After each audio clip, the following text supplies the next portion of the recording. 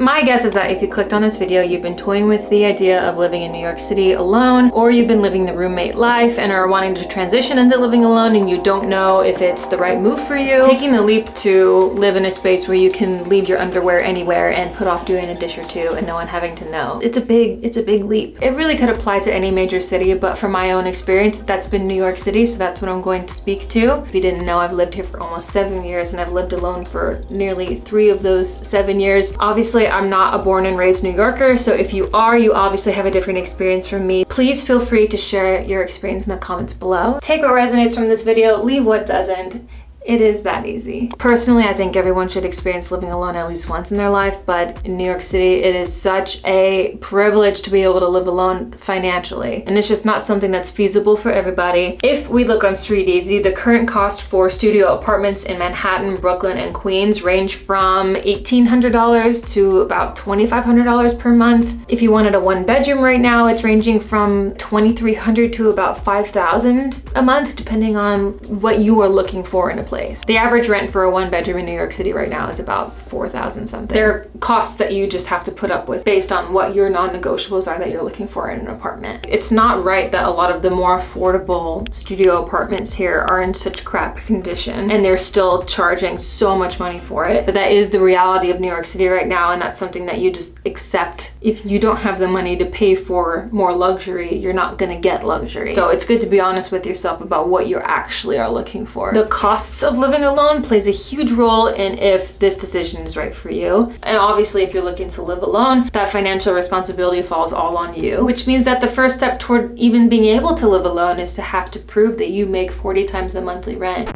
However, though, if you do have a guarantor, whether that be a family friend or institutional guarantor, then you obviously don't need to make 40 times the rent. You don't have to make any money at all. Just a reminder though that this is not a video on how to get an apartment. There's a lot more nuance in the application process that I'm not going to cover here, but I'll link a couple videos I've made in the description below if you're interested in more details on that. So say you're doing your research on StreetEasy and the apartments that have the amenities that you're looking for and the locations that you're looking for are around $2,000 a month. If we multiply your monthly rent of $2,000 by 40, you get $80,000, which is the minimum amount of gross income that you need to prove you make per year. I mean, I did a quick Google search and $80,000 is typical for a lot of traditional corporate roles. It was ranging from recruiting managers to content writers, entry-level tech jobs, also assistant work like personal or executive assistants. Also, if you have the right experience and you're in the right restaurant, bartenders and servers can easily make $80,000 a year or more. These are just some examples, but it's good to keep in mind that while these rent prices are astronomical, salaries are a lot higher here for standard jobs than they are outside of an urban area. That's like the one leg up you have for being in New York City is you get the New York City salaries. It doesn't equate to cost of living by any means. That's not what I'm saying, but it does help. So just keep that in mind. It is really tough for minimum wage workers though, because minimum wage here is $15 an hour. And if you're working $15 an hour for 40 hours a week, that's only $600 gross income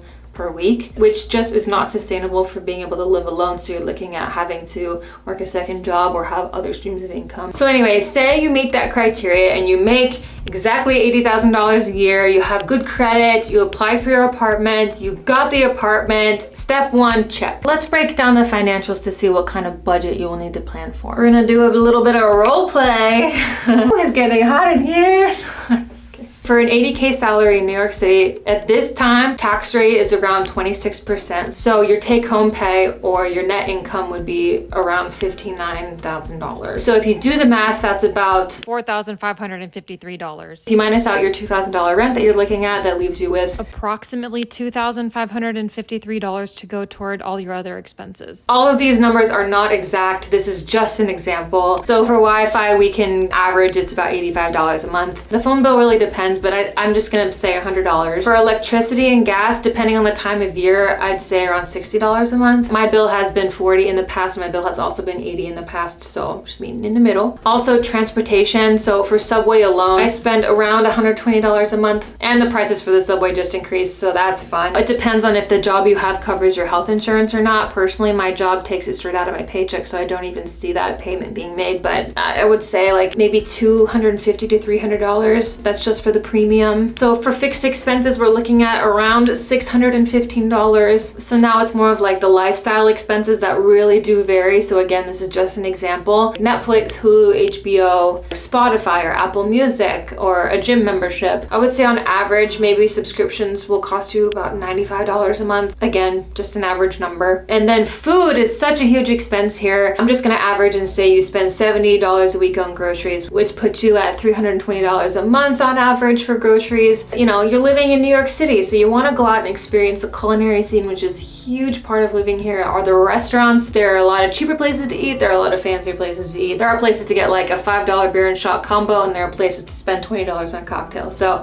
I'm just say $80 every time you go out. So if you do that once a week for a month, that totals to about $320 a month on just restaurant experiences. And then that's not even counting the entertainment, Broadway, or if you go to a concert, or you like to go to the movies or a baseball game. Personally, I budget around $500 a month for this. My budget has not always been that big. For a long time, it was like I had no money really for that kind of stuff, but I try and budget around $500 a month for going out and enjoying things in the city. Ubers are where they get ya, especially if you're trying to pay less money on your rent. You're living kind of further out, so if you're coming to the city to do like your entertainment and whatever, and it's late at night, you don't feel safe taking the subway home alone, you shell out money for Uber, which from my experience, it can be anywhere from $30 to $60 to $70 per ride. So I would say about $150 on Ubers or ride shares per month. And then just the general housekeeping items that you have to keep restocked, like toilet cleaner,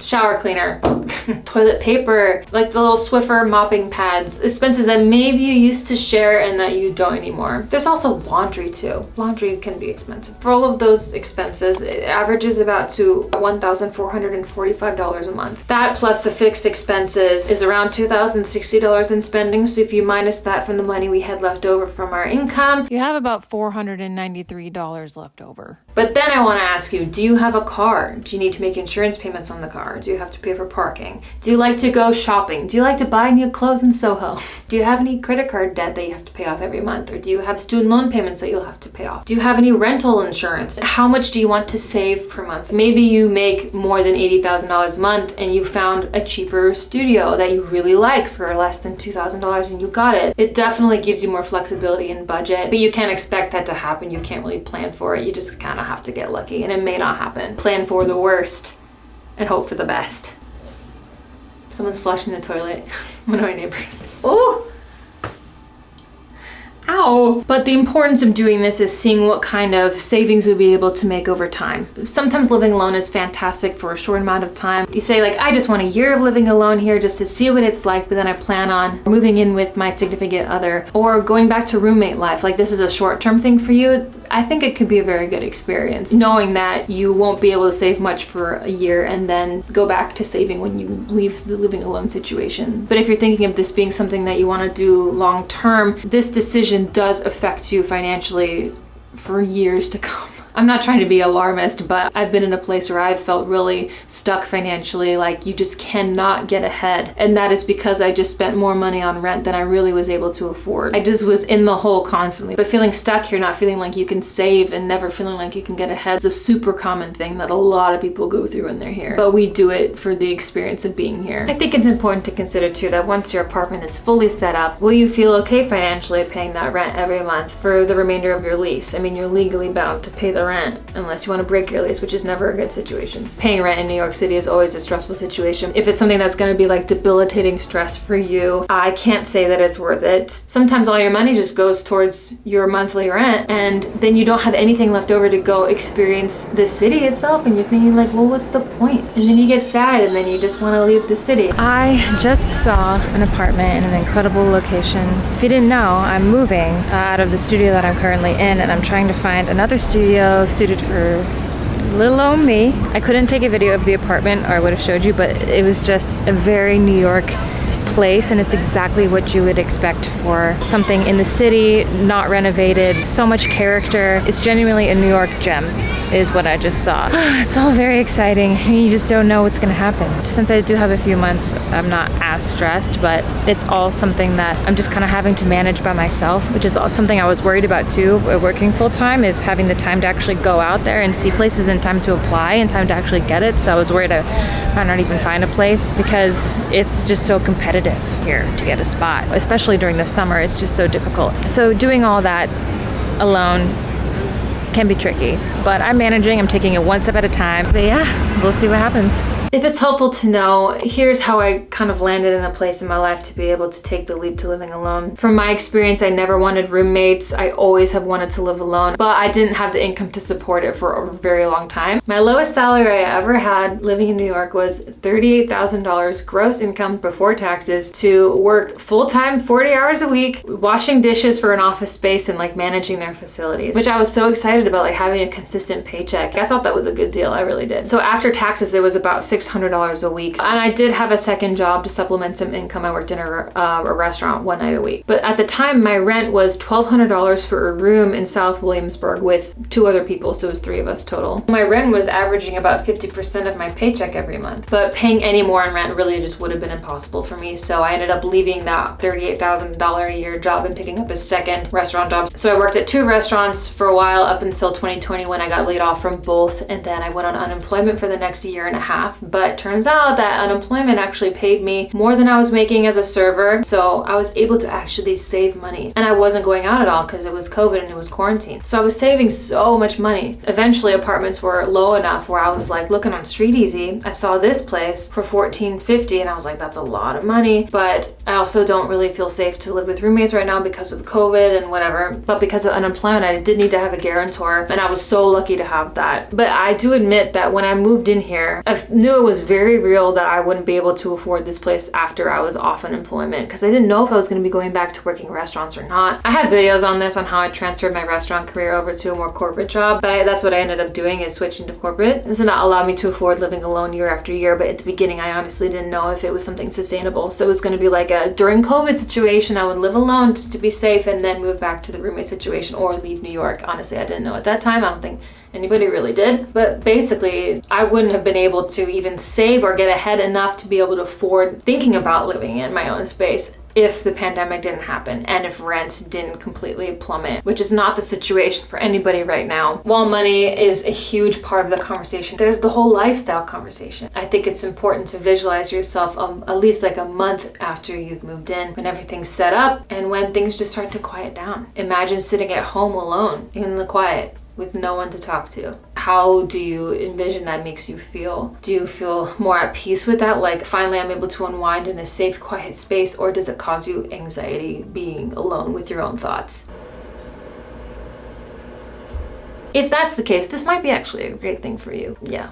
Push yourself. But just because you live alone in New York or anywhere doesn't mean that you actually have to be alone. At least when I transitioned into living alone, I did have friends already established in the city, so I could always go and travel to see them if I ever wanted to. The beauty of it is you're paying for an environment that you have control over. You can have anyone over at any time that you want. You can have your best friend stay on your couch the entire time you're living alone, and you never have to be alone. I will say that sometimes romanticizing living alone has been better than the experience of actually living alone, or like it doesn't live up to what I thought it would be. But there are times when, especially when I'm making dinner, I don't know why it always happens when I'm in my kitchen. I just like sit on the counter and I take in the space and think, you know, this isn't gonna be forever. I know that there's gonna be a time further in my life when I'm gonna wish I had really taken in these moments and been more present and just appreciate how cool it is to have an experience like this. Personally, my quality of life really improved when I moved out on my own. I would say though that social media has really helped me not feel disconnected, especially during the winter months. It's never good to get to a place where you just feel so lonely. But I do remember getting here, settling in, and then thinking like, now what? I don't know my neighbors. I still don't really know my neighbors. Anyone want to go out? Oh, you're right. There's no one to go out with. But I think after that initial shock, being alone can be kind of nice. It is very cool to think that like you've made it. When you're finally in your own space, you've made it. This is your own corner of New York City, your own very own corner. Picture yourself, visualize yourself doing the household chores that you might have been able to split with roommates in the past. Doing all the cleaning, coordinating address changes, coordinating package deliveries if you don't have a doorman, having to face bugs all by yourself. Safety is also a major thing to consider, especially if you're a woman or a person of color or a part of the LGBTQIA+ community. When I viewed this apartment, the vibe was something I was really paying attention to. How did it feel to walk around on the street outside my building? Were the stairwells lit? Did I hear any strange noises? Were there any security cameras? Luckily, I've never had an experience in this apartment where I've genuinely felt unsafe, but also the fact that I don't have a fire escape actually put me at ease because I don't want, people wandering about out there. Also the fact that I'm not on the first floor, that's a deal breaker for me. I'm never gonna rent somewhere alone that's on the first floor. I've never felt like I've been threatened around my neighborhood. And there are precautions you can take. You can get a camera for your door. You can probably get pepper spray from somewhere. You can learn self-defense. You can establish a relationship with your live-in super if you have one and you don't have a doorman to call if you have any emergencies come up. You can always, if you have a smartphone, you can share your location with a friend at all times. Safety is a big reason a lot of people shell out money to live in a building with a doorman for that security. There's always someone there tracking people who are coming in and out. It really is a game changer. It might be something that's worth budgeting for when you're looking at apartments, if that's something you're interested in. A lot of people do ask me, are there certain neighborhoods that are safer than others? And yes, probably, but in general, it's New York City. It's an urban area, similar to Chicago, to LA. There's crime in every neighborhood. You just can't escape it, but you can prepare yourself better in the event that something might happen. I think there's a lot of people who don't even explore living uptown because of safety, but have never actually been there. And some people's level of tolerance for safety are different than others. It's your comfort level that you should be concerned about. So this is my take it or leave it. If you are moving here alone for the first time, you don't know anybody, don't live alone right away, even if it's something that you know you will eventually want. We pay extra money to live in this city for the experiences that some of them just aren't as good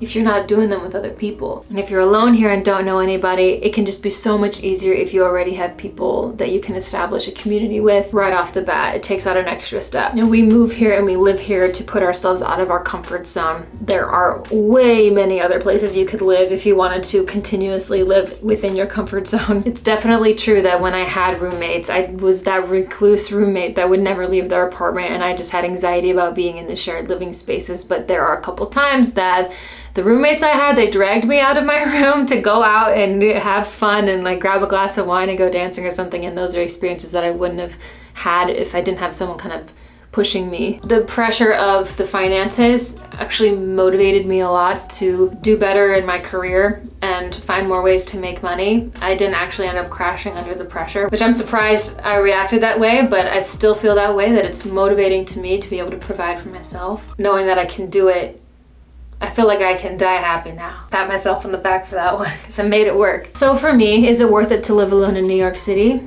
Yeah, definitely. Definitely. I'm at a point where I can never go back to having roommates, even though I did appreciate that experience. But it is at the sacrifice of not being able to save as much as I would like, and maybe not being able to afford as much of a social life or afford as many extra clothes and makeup stuff as I might want to. But for my own lifestyle, it has completely been worth it. So I want to know what you think now. It doesn't matter what I think anymore. I'm not going to tell you what to do, but after hearing all of this, do you think it's worth it to live alone in New York City? And if you are living alone, do you think it's been worth it? I do hope that within all of these reasons why it may not work to live alone, you do feel like it may be a bit more possible than you think it is. Just takes a little extra planning and preparation and a whole lot of money, but it is possible. I think that's a good rule of thumb for living in New York in general. Anything is possible, but you have to be the one to get out there to make it happen. Thank you so much for watching. If this video was helpful for you at all, make sure to give it a thumbs up. And I normally make vlog content about my life living here alone, so if that sounds like something you'd be interested in continue watching, then I invite you to subscribe,